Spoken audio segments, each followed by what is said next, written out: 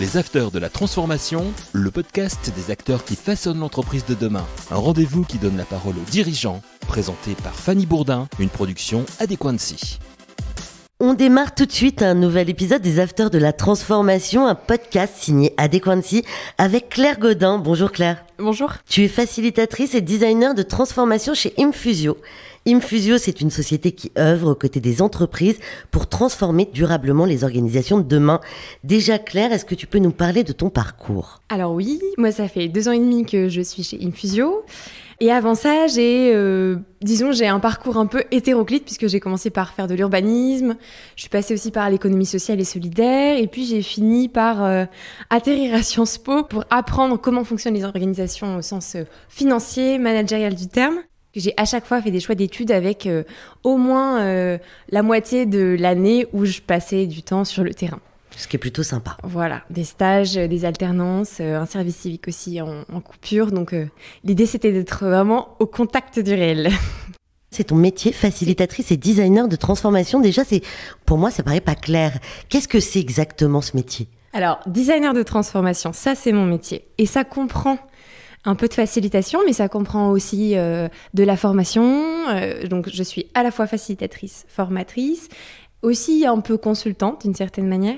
Mais en gros, mon métier, c'est d'aider les gens à devenir autonomes dans leur organisation pour pouvoir monter des projets qui permettent à leur entreprise de se transformer. Il y en a beaucoup des facilitatrices comme toi ou des facilitateurs en entreprise de transformation ? Ça devient un métier un peu à la mode aussi, parce que justement, on réalise que, en fait, les gens ont ce qu'il faut. Les ressources sont dans les organisations. Il faut juste aller les réveiller, les dépoussiérer un peu pour qu'elles puissent trouver des solutions à leurs problématiques. Et pour trouver aussi des solutions innovantes, parce qu'en fait, on ne fait rien d'innovant si on ne met pas en dialogue les différentes intelligences, d'où le nom intelligence collective. Explique-nous un peu le rôle exact d'Infusio pour qu'on comprenne bien la société pour laquelle tu travailles aujourd'hui. Alors, Infusio, d'abord, c'est important de le dire, c'est un collectif. On est 14 aujourd'hui. On est un peu fou parce qu'en fait, on expérimente tout ce qu'on fait vivre aux clients en interne. Donc, imaginez un petit peu l'ambiance quotidienne. Donc, c'est un peu comme si on faisait de la recherche et développement, de la recherche-action perpétuelle. Notre métier, c'est de créer des prises de conscience dans les organisations. Donc, c'est d'aller générer des points de bascule chez les individus, dans les entreprises et dans les organisations publiques, pour justement, au fur et à mesure, ça devienne une norme, qu'il y ait un nouveau paradigme, une nouvelle façon de faire vivre l'organisation et du coup, une nouvelle façon de faire de l'économie, clairement. Prendre conscience que d'autres manières de faire sont possibles. Ça commence par chacun. Mais on a un peu 3 axes. On dit qu'on accompagne l'évolution de la culture de l'entreprise au sens de la culture managériale. Donc en gros, comment on redonne l'autonomie à chacun, la possibilité d'entreprendre, de participer au projet de l'entreprise et d'exprimer carrément son potentiel. Parce que chacun en a un et des fois, ils sont pas du tout utilisés. Utilisés à bon escient, effectivement. Exactement. On va pas au bout de ça. Donc nous, on va aller déjà agiter un peu ça. Puis on va aussi, en fonction de la demande du client aussi, évidemment, mais l'emmener vers une bascule aussi de sa gouvernance, c'est-à-dire comment réfléchir au partage de la valeur, progressivement, comment la prise de décision peut être partagée, finalement. Donc voilà, ça va être des nouveaux modèles de gouvernance. Et le 3e aspect, et c'est aussi particulièrement de celui-là qu'on va parler aujourd'hui, c'est l'aspect création de valeur, modèle économique. Donc finalement, comment on vient re-questionner vraiment la racine du projet de l'entreprise, sa raison d'être. Quelle valeur elle apporte au monde ? Est-ce qu'elle répond à des besoins ou pas ? Est-ce qu'elle en crée ? Si elle répond aux besoins, comment elle y répond ? Donc c'est toute la chaîne de valeur qui là est touchée, donc l'approvisionnement, la distribution et tout ça. C'est complètement bouleverser le rapport au travail. C'est bouleverser le rapport à la valeur. C'est aussi accepter que tout le monde a un peu son mot à dire dans une organisation sur ces 3 dimensions-là. Et chez Infusio, on le vit chez nous et c'est aussi pour ça que c'est très dynamique et que c'est très intéressant. Je pense que c'est important de le souligner. Vous appliquez chez Infusio ce que vous faites chez vos différents clients. Comment ça se traduit ? Parce que c'est compliqué de se réinventer en permanence. Oui, disons heureusement qu'il y a certaines choses qui sont déjà bien implantées, qui sont devenues justement une forme de norme chez nous. mais voilà, sur certaines de notre dimension, on cherche encore, ou du moins on l'affine, on le perfectionne. En fait, chez Infusio, le début de l'histoire, c'était quand même le début dans les années 2000, quand la boîte a été créée. C'était justement d'aller regarder quelle est la culture d'une organisation et comment aider les individus à monter en autonomie. L'idée, c'est que nous, on l'incarne avec justement l'idée que chacun dans l'organisation est très autonome et on a une façon de bosser qui est très collaborative. On n'est jamais tout seul sur une mission, on est toujours à deux. On échange beaucoup, on partage nos points de vue, on se fait grandir mutuellement pour à chaque fois aller chercher l'excellence de l'autre parce que, en fait, en fonction du client, on va avoir besoin d'aller activer des talents et on va aller les chercher, on va les mobiliser. Et ça, c'est très incarné aussi grâce au modèle de gouvernance qu'on a. Donc ça, c'est l'autre aspect. Pourquoi ? Parce que chez Infusio, on a un modèle.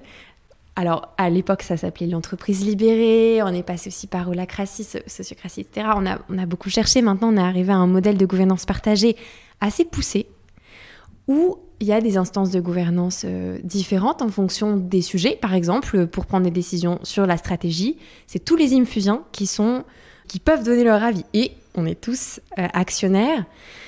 Alors, c'est pas des actions qui prennent de la valeur, etc. Mais on est tous actionnaires de l'organisation pour être entrepreneurs. Comment ça fonctionne exactement si vous êtes tous actionnaires de cette entreprise ? Bien sûr, il y a un mandataire social, mais c'est un peu la blague. C'est important parce qu'il y a des signatures, c'est quand même une responsabilité. Aujourd'hui, c'est Ségolène Guiton qui est mandataire social chez nous. Mais quand on fait l'élection, c'est important et en même temps, donc on prend bien sûr en compte toutes les qualités et le parcours de la personne qu'on élit. Et en même temps, on les lit avec un système d'élection sans candidat. Donc, c'est un modèle d'élection très particulier où il n'y a pas de candidat, mais chacun vote. Donc, je vous passe le processus, mais c'est vraiment très, très libre comme façon de faire. Et c'est démocratique, mais d'une manière assez Et originale. si la personne ne veut pas, par exemple, être élue, c'est pas possible ? Elle peut, c'est une objection valable, puisqu'on se repose sur des objections. D'accord. Voilà, les objections, c'est quand ça comporte un risque. Soit pour le projet de l'organisation, soit pour la personne ou une personne dans l'entreprise.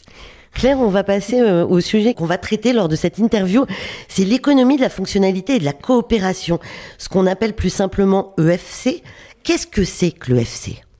C'est pas si connu que ça. Ça a été créé par l'ADEME, donc l'Agence pour la transition des territoires, etc., aux alentours de 2005-2007.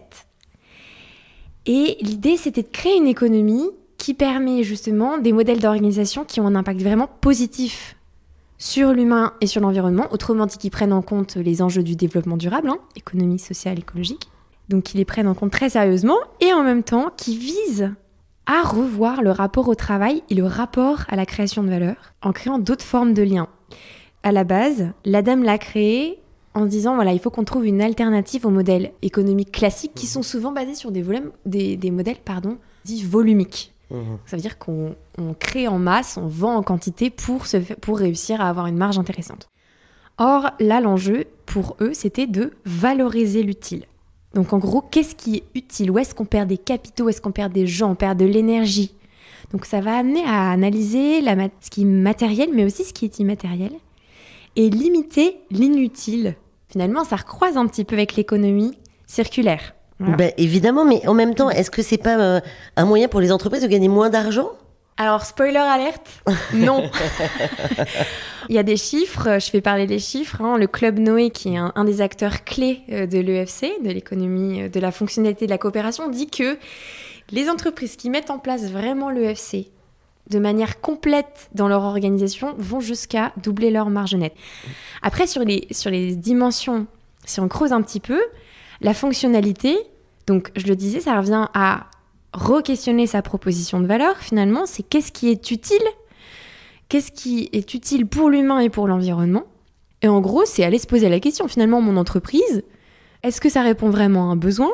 Est-ce que tout ce qui se passe sur ma chaîne de valeur a des effets utiles ? Où est-ce qu'on perd de la valeur, etc. Donc, ça allait chercher très précisément qu'est-ce qui se passe. Donc, on arrive des fois à aller valoriser des choses assez surprenantes, notamment, par exemple, dans une chaîne de production, des ouvriers, en fait, vont créer de la valeur qui n'est pas toujours prise en compte. Et sur la dimension de coopération, c'est qu'en fait, quand on veut vraiment répondre à un besoin, on se rend compte qu'on n'arrive pas à le faire tout seul.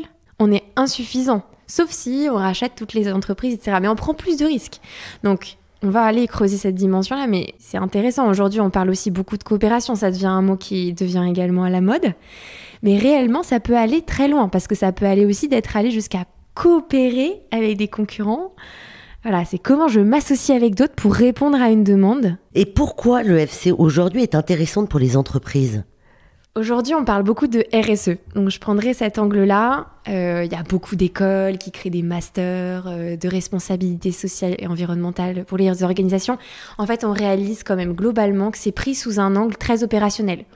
Quels sont les livrables qu'on fait pour justifier que on réduit quand même un peu nos impacts négatifs ? On fait notre bilan carbone, on fait une charte fournisseur, on a une politique RH inclusive, etc. Et ça, c'est vraiment de la responsabilité sociétale des entreprises. Et c'est très bien. Mais si on creuse un petit peu le sujet, il ne s'agit pas que d'agir sur des niveaux dits opérationnels. Il y a vraiment un enjeu d'aller chercher, aller changer le rapport à cette valeur. Mais concrètement, c'est aller beaucoup plus loin. Parce qu'aujourd'hui, ça ne suffit pas. La RSE, on dit qu'à ISO modèle économique aujourd'hui, on n'arrive qu'à 30% d'un objectif vraiment intéressant au niveau notamment limitation carbone planétaire. Donc c'est pas assez. Si toutes les entreprises aujourd'hui faisaient de la RSE, on arriverait qu'à un plafond de 30%. C'est vraiment ridicule. Ouais, c'est ridicule. C'est vraiment important de le faire, quand même. Évidemment. On peut pas s'en passer. Donc il faut le faire, il faut que les entreprises continuent à faire des bilans carbone. Mais tu ne réponds pas à ma question qui est pourquoi c'est intéressant pour les entreprises ? En fait, là, il y a un enjeu de vraiment basculer dans une logique de transformation de son modèle et oser questionner la valeur. Et en fait, je trouve ça passionnant parce que l'EFC est un modèle qui est très très complet. Il prend beaucoup de dimensions, permet de regarder toute la chaîne de valeur de l'organisation, toutes les ressources matérielles et immatérielles. Et en plus de ça, on répond aux vrais besoins de l'homme et de l'humain, on dit plutôt, et de l'environnement. Donc finalement, c'est une façon d'être plus fidèle à son marché. On marche plus sur la tête là, on est dans le bon sens. Donc on répond à un vrai besoin utilisateur tout en répondant à un enjeu de limite planétaire. En fait, aujourd'hui, si on continue comme ça, au-delà de ce que je viens d'expliquer sur les 30%, on ne pourra pas continuer à faire tourner nos entreprises demain. Si il fait trop chaud, qu'il y a une vraie crise des ressources énergétiques, etc., des matières premières, on le sait déjà, la guerre en Ukraine a déjà des impacts très forts sur les matières premières, sur la taxation, etc. Donc, ça répond à un enjeu qui est beaucoup plus grand que juste une politique RH inclusive. Reprendre l'exemple, même si c'est extrêmement important. C'est vraiment aller répondre aux vrais besoins en améliorant les conditions de vie terrestre. Et concrètement, comment c'est incarné ? Est-ce que tu as des exemples précis à nous donner ? Il y a vraiment beaucoup d'exemples et aucune entreprise n'aborde la réflexion de l'EFC par la même porte, entre guillemets. En gros, ça commence par le constat que l'entreprise est en essoufflement. Il y a des signaux faibles ou des signaux forts du type problème de rentabilité, des difficultés à fidéliser ses clients aussi. Donc on va toujours produire plus pour essayer ou créer un nouveau besoin pour réussir à quand même continuer à augmenter sa marge, vendre plus en abondance, être plus attractif, etc. Et en fait, derrière, c'est aussi un essoufflement de la chaîne de production, de la chaîne de valeur, avec des burn-out à répétition. Dans certains cas d'organisation, il y a des coups de gueule. Enfin, il y a aussi des ouvriers qui disent « ça y est, on n'en peut plus ». En fait, ça crée un stress très très fort sur toute la chaîne. Moi, je pourrais donner un exemple un peu d'histoire, de processus. Il y en a un qui est très très connu, qui est un des pionniers de l'EFC, qui s'appelle Julien Dacosta, qui est le DG d'une imprimerie d'étiquettes qui s'appelle Flexink, sur la Côte d'Opale. En fait, ils se rendaient compte qu'ils avaient des problèmes de rentabilité importants. Et leur métier, c'est de produire et de vendre du papier, des étiquettes. Donc, pour être rentable, il faut en vendre beaucoup. Voilà, il faut en vendre beaucoup, sauf qu'en fait, ils se rendaient compte qu'ils avaient des concurrents qui arrivaient de Chine, qu'il y avait des modèles d'imprimés qui se développaient sur Internet aussi, et ils ont vu clairement leur marge se dégrader. Et puis, des grosses tensions dans l'organisation, avec des clients, donc ils ne savaient plus comment attirer leurs clients, les fidéliser, avec cette obligation de rentabilité.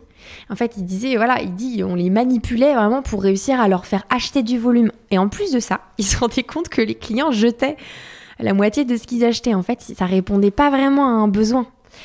Donc, ils ont mené un travail assez profond, assez poussé sur vraiment pourquoi ils viennent chez nous, ces clients, de quoi ils ont besoin. Ils sont allés écouter.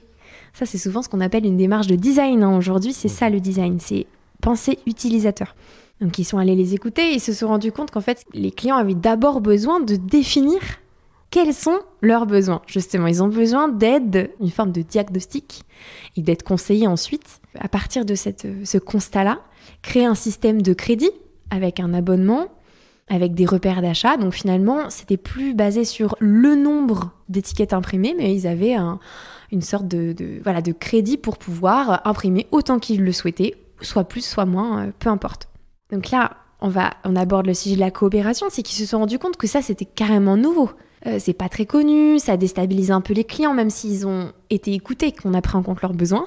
Flexink a mené un travail de coopération avec des agences de com, etc., pour réussir justement à acculturer les clients à ce nouveau modèle économique, cette nouvelle manière de vendre et d'acheter. Et en plus de ça, aussi de renvoyer les clients vers d'autres acteurs si finalement, eux ne répondaient pas à leurs besoins. Et aujourd'hui, Flexink se porte bien ? Et j'allais dire, ils se portent très bien. Et ils ont des clients qui sont super fidèles, pour le coup, qui vont plus aller chercher ailleurs parce que y a le concurrent chinois moins cher, quoi. Faut vraiment écouter, sentir ses limites, savoir déceler par où on doit commencer, comment ça se passe si moi j'ai envie de faire de l'EFC demain que j'ai une petite entreprise. En fait, en fonction du métier, voilà, de l'activité, on va pas avoir exactement les mêmes problématiques. Ce qui est important, c'est qu'il n'y a pas de recette miracle déjà. Donc il va falloir aller écouter l'utilisateur, écouter toutes les parties prenantes de la chaîne de valeur, les salariés, les fournisseurs, etc., pour comprendre quels sont leurs enjeux. Après, il faut penser solution intégrée. C'est-à-dire sortir de la logique volumique, ça veut dire penser une solution en phase avec le besoin de l'utilisateur, en prenant en compte les enjeux écologiques, etc. Pour Michelin, par exemple, c'était quoi ? C'était, en fait, ils se rendaient compte que les clients, ils n'avaient pas besoin de pneus neufs, ils s'en fichent. Eux, leur besoin, c'est de pouvoir rouler avec des pneus de qualité. Et finalement, ils ont décidé de vendre du kilomètre. Donc du coup, en vendant du kilomètre, ils ont mis en place tout un système de recyclage des pneus en disant en fait, il faut que les pneus durent le plus longtemps possible. Donc ils les récupèrent, ils les retraitent, ils les mettent en location et ils les récupèrent. Donc c'est une boucle là qui ressemble à celle de l'économie circulaire, mais le modèle de facturation est différent. Et si moi je suis une petite entreprise, comment je fais alors ? En gros, tu peux commencer par prendre en compte la dimension environnementale, de poser la question de quelle est la valeur que tu crées réellement. Donc, comme je l'ai dit, tu commences par te poser la question, est-ce que je réponds aux besoins de mon client ? Oui ou non ? Et si j'y réponds ? Eh bien, tu vas regarder s'il y a des enjeux, si ça répond aussi aux enjeux environnementaux, parce que ça, c'est aussi important. Et en allant, questionner toutes les limites ou éventuellement les boucles de dit gaspillage de toutes tes matières et aussi de tout ce qui est matériel sur ta chaîne de valeur. Ça veut dire le client, mais ça veut dire aussi tous ceux qui contribuent, les fournisseurs, tous ceux qui sont sur ta chaîne de production, etc. Donc, d'aller regarder le matériel, ça peut être l'énergie gaspillée, la matière première jetée, etc. Mais sur l'immatériel, ça va être aussi le bien-être de tes salariés, les sujets ergonomiques. Est-ce que finalement, tout est en condition ?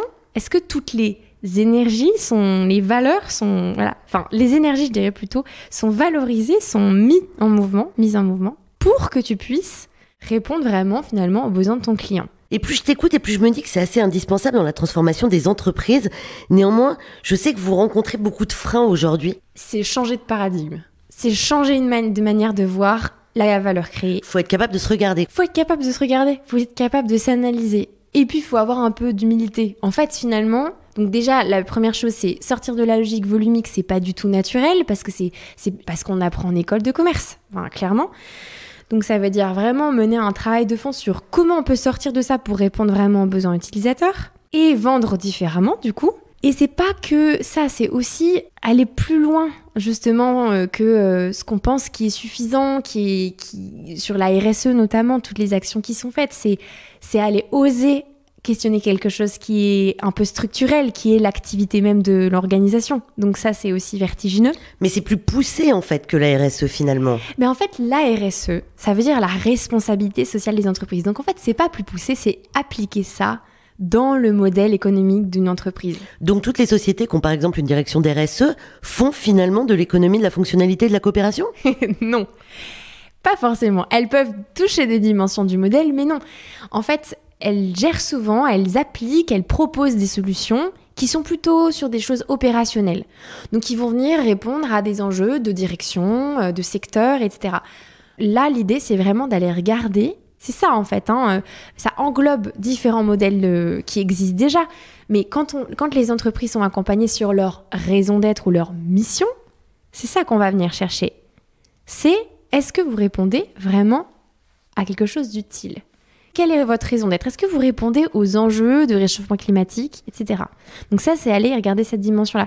Mais c'est aussi dans les modèles aujourd'hui agiles, etc., qui prennent en compte la valeur différemment dans la chaîne de production, qui vont mettre en mouvement, qui vont trouver des formes de rituels plus efficaces, qui prennent en compte le bien-être des salariés, etc. Ça peut être aussi un aspect qui peut entrer dans une boucle de l'économie de la fonctionnalité de la coopération. Finalement, l'EFC, ça rassemble tout ça. Et ça le met en musique avec un cadre clair, fonctionnalité, coopération, pour répondre au triptyque du développement durable. Si je puis me permettre, pour aller un peu plus loin dans la question que tu posais tout à l'heure, l'autre peur qu'on rencontre, c'est la perte de contrôle. C'est la perte de contrôle. C'est que finalement, quand on fait de l'EFC, on va s'intéresser aux personnes. On va s'intéresser à des enjeux qui nous dépassent quand on questionne vraiment les sujets les enjeux de limite planétaire. Là, ça veut dire, ok, je consens à m'intéresser aux gens, à m'intéresser à des enjeux qui me dépassent pour pouvoir remettre un petit peu en question mon modèle. Et ça, c'est pas facile, c'est vraiment pas facile. Il y a pas mal d'organisations qui font de l'EFC qui disent que souvent, quand on n'est pas complètement au pied du mur, on n'y va pas. C'est à partir du moment où il y a un vrai problème de rentabilité que les gens vont se lancer. Pour les entrepreneurs qui écoutent les acteurs de la transformation et qui souhaitent passer sur un modèle comme celui-là, le modèle de l'EFC, auprès de qui ils doivent se rapprocher ? Pour la blague, on peut la faire. On va dire, venez chez Infusio. On répondra à tous vos problèmes. Évidemment. Évidemment non, puisque ça dépend de la vraie demande du client. Et ça dépend de quoi il a besoin. Ça dépend de quelles limites il rencontre. Peut-être qu'il y a des choses qu'on va aller travailler nous, que d'autres acteurs vont pas travailler et vice-versa. Et d'ailleurs, chez Infusio, on travaille en coopération avec des acteurs pour répondre à des enjeux. Par exemple, en ce moment, on accompagne un client sur des sujets informatiques, mais on va travailler avec Suricat qui accompagne sur les systèmes d'information. Et en même temps, on travaille en main dans la main. Donc, c'est de la coopération. Donc, juste si déjà l'intérêt, il est d'aller vraiment vers une transformation de modèle économique, ok, là, on peut peut-être engager une discussion. Il y a pas mal d'acteurs historiques, j'ai envie de dire, notamment Immatera, qui est un des pionniers de l'EFC en termes d'accompagnement. Il y a des clubs aussi. Il y a un réseau d'acteurs publics qui existe au niveau européen, national et très local. Donc, il y a des clubs locaux. Il y en a un dans le Nord, dans les Hauts-de-France, qui s'appelle le Club Noé, qui est très connu, qui ont d'ailleurs, je le dis au passage, une page géniale, très intéressante. On retrouve plein de vidéos avec des histoires d'entreprises qui ont basculé dans leur modèle et qui sont pas que des entreprises de produits ou de services, voilà. Et puis, il y a le club Terre d'EFC en Ile-de-France. Et souvent, ces clubs-là, ils permettent surtout de mettre en relation des boîtes qui se posent des questions, des organisations qui commencent un peu à s'intéresser. Comment vous appliquez justement ce modèle EFC chez Infusio ?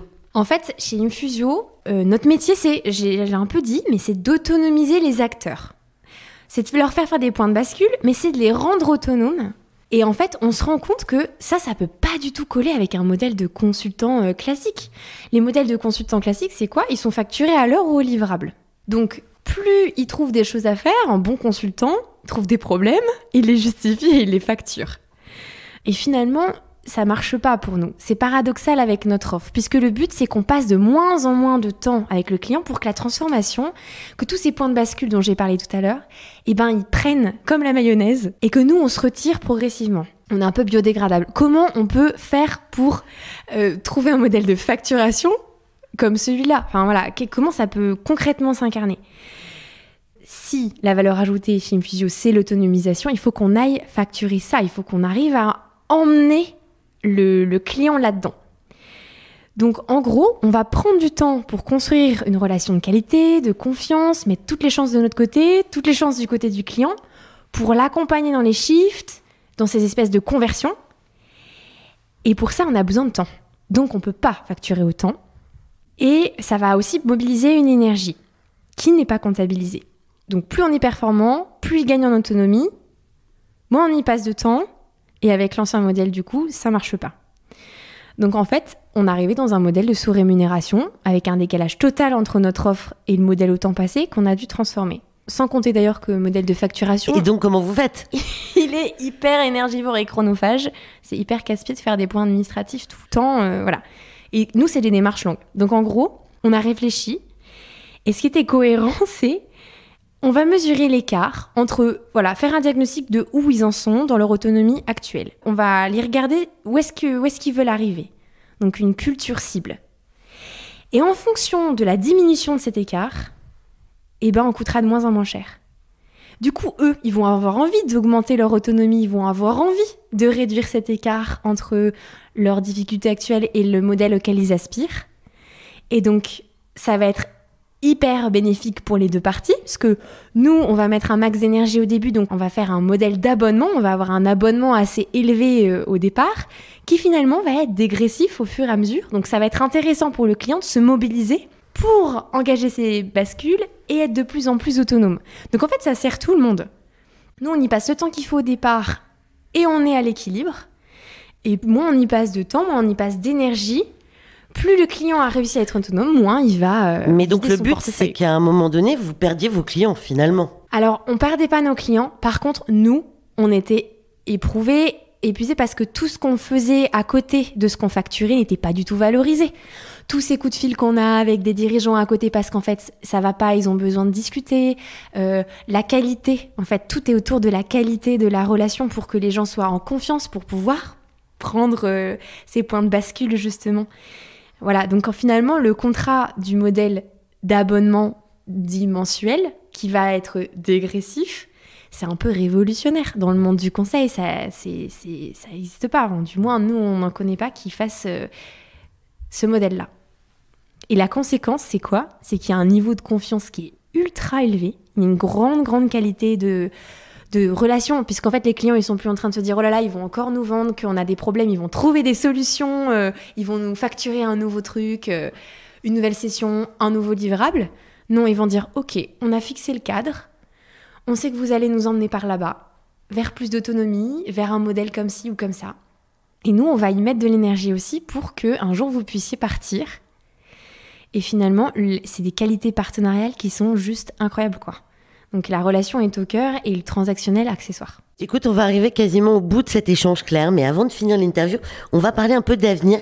Et si on allait encore plus loin, qu'est-ce que sera l'EFC de demain? Alors l'EFC de demain, c'est l'EFC, mais qui va vraiment jusqu'à un niveau de régénération. Donc ça va être tout ce que je viens de raconter. Fois 1000? Alors pas fois 1000, mais avec un focus très particulier sur est-ce que je régénère les êtres vivants, les êtres humains de toute cette chaîne de valeur, donc les fournisseurs, les personnes qui travaillent sur la chaîne de production et les acteurs de la distribution, tous ceux qui prennent les décisions aussi, et puis tous nos clients évidemment. Mais ça va être aussi d'aller régénérer la nature. Donc c'est d'aller vraiment beaucoup plus loin sur le sujet de la biodiversité. Et j'ai envie de dire, là, on a un sujet de carbone, on parle toujours du carbone, des émissions carbone, mais l'enjeu, il est aussi et surtout d'en régénérer la biodiversité aujourd'hui, pour justement redonner aux vivants, de se remettre dans sa boucle naturelle, parce que là, aujourd'hui, on est quand même vraiment à la limite, j'ai parlé beaucoup des limites planétaires, mais on est à peu de choses de ne plus pouvoir avoir des conditions qui permettent aujourd'hui l'habitabilité de la planète. Donc il faut aller sur des niveaux beaucoup plus ambitieux. D'où l'importance d'aller questionner son modèle économique, de dépasser un peu le rêve qu'en ne faisant que de la RSE au sens... respectons les lois et voilà, ça suffit. Mais en allant changer son modèle. Et si vous avez envie un peu de littérature, je vous livre un petit cadeau. Il y a une BD qui est très très bien de Christophe Sampels et Michel Alzéal qui s'appelle Modèle économique de demain, la transformation, qui est une petite bande dessinée qui explique tout le parcours d'un dirigeant justement dans le cheminement, la prise de conscience, par où il va passer, qu'est-ce qu'il va aller questionner. Et en fait, on se rend compte que tout ça, c'est des vraies transformations de l'intime de chacun. Et que c'est vraiment changer de paradigme sur sa propre vie et sur celle des autres. Donc, Voilà, c'est vraiment une invitation. Elle est très chouette, cette BD. Super, merci beaucoup Claire pour ta présence sur le plateau des Afters de la Transformation. Je rappelle que tu es facilitatrice et designer de transformation chez Infusio. Nous étions donc au cœur même des différentes thématiques de ce podcast des Afters de la Transformation. N'oubliez pas que vous pouvez retrouver la totalité des épisodes, et ils sont nombreux maintenant, sur toutes vos plateformes d'écoute habituelles. À bientôt. Les Afters de la Transformation, une émission à écouter et à télécharger sur adequancy.com et toutes les plateformes de podcast.